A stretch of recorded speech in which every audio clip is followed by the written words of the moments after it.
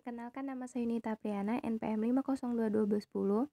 Di sini saya akan memaparkan materi tentang menelaah buku siswa, buku guru, silabus, dan RPP kelas rendah dengan mata kuliah telaah kurikulum. Dosen pengampu Bapak Tio Gusti Satria, Magister Pendidikan.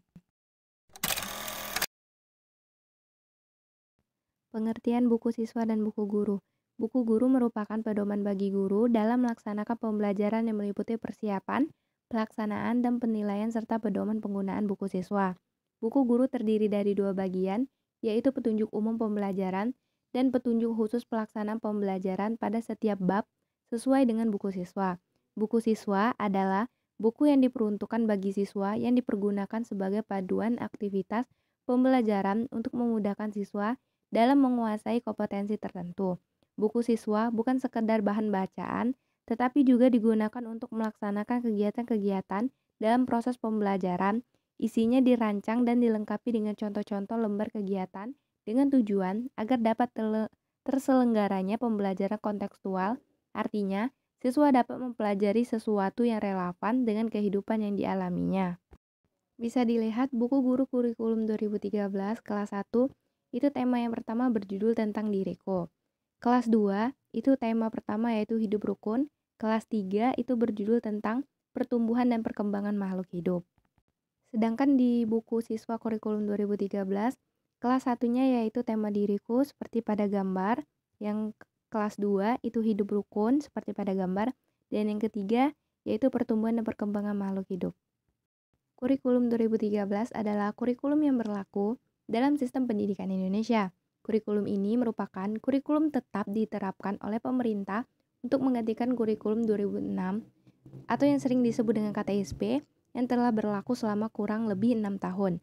Kurikulum 2013 masuk dalam masa percobaannya pada tahun 2013 dengan menjadikan beberapa sekolah menjadi sekolah rintisan. Kurikulum 2013 memiliki 4 aspek penilaian, yaitu aspek pengetahuan, keterampilan, sikap, dan perilaku. Di dalam kurikulum 2013, terutama di dalam materi pembelajaran, terdapat materi yang dirampingkan dan materi yang ditambahkan.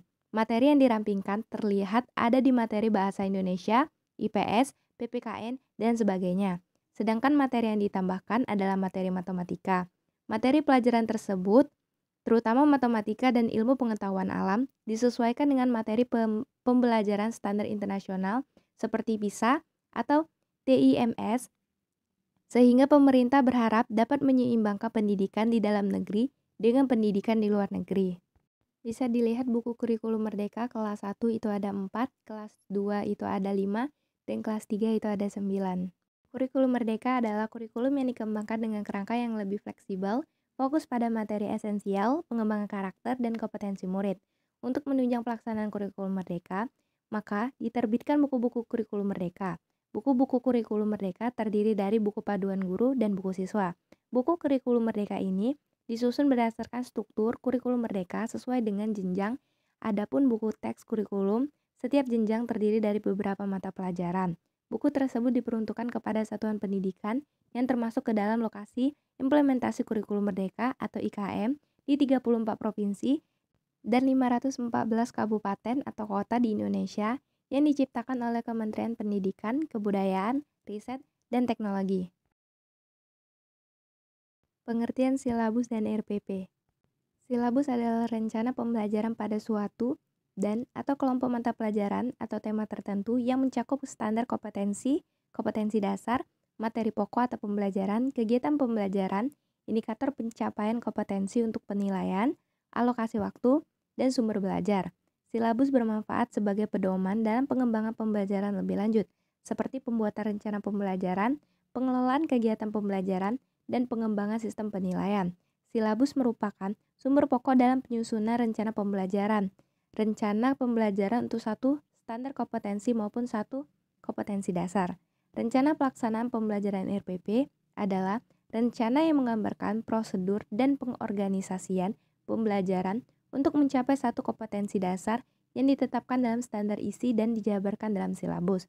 Tujuan rencana pelaksanaan pembelajaran adalah untuk mempermudah, memperlancar, dan meningkatkan hasil proses belajar mengajar dengan menyusun rencana pembelajaran secara profesional, sistematis, dan berdaya guna, maka guru akan mampu melihat, mengamati, menganalisis, dan memprediksi program pembelajaran sebagai kerangka kerja yang logis dan terencana. Langkah-langkah pengembangan silabus ada 7. Yang pertama, mengkaji standar kompetensi dan kompetensi dasar. Yang kedua, mengidentifikasi materi pokok atau pembelajaran. Yang kedua, mengembangkan kegiatan pembelajaran. Yang keempat, merumuskan indikator pencapaian kompetensi. Yang kelima, menentukan jenis penilaian. Yang keenam, menentukan alokasi waktu. Yang ketujuh, menentukan sumber belajar. Langkah-langkah menyusun RPP itu ada 11. Yang pertama, menuliskan identitas mata pelajaran yang meliputi sekolah, mata pelajaran, tema, kelas atau semester, alokasi waktu. Yang kedua, menuliskan standar kompetensi. Yang ketiga, menuliskan kompetensi dasar. Yang keempat, menuliskan indikator pencapaian kompetensi. Yang kelima, merumuskan tujuan pembelajaran. Yang keenam, materi ajar. Yang ketujuh, alokasi waktu. Yang kedelapan, yaitu menentukan metode pembelajaran.